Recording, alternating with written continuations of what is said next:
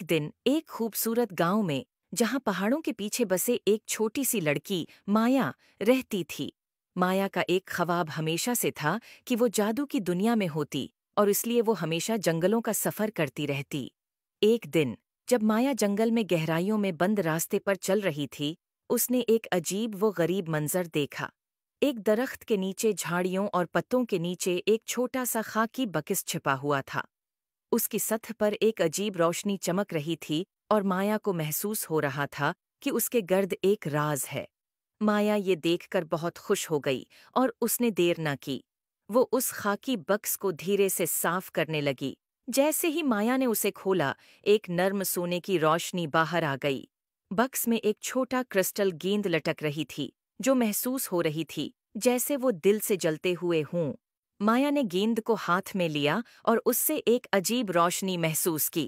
अचानक दुनिया घूमने लगी, और फिर उसने महसूस किया कि वह एक जादुई जंगल में है। वहां दरख्त बातें कर रहे थे और रंगीन फूल हुआ में नाच रहे थे।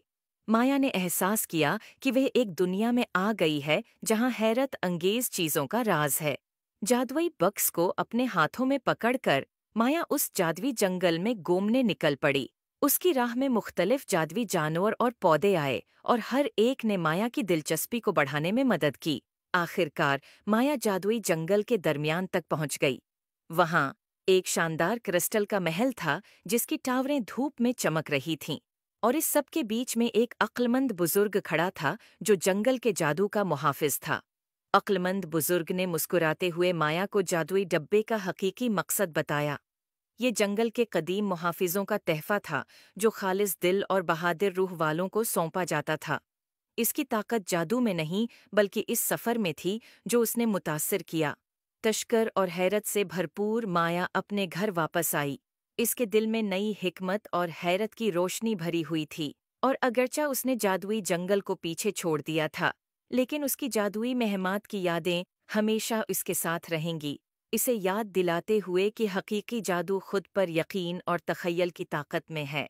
उम्मीद है आपको स्टोरी पसंद आए होगी। Thanks for watching. Please like and subscribe my YouTube channel.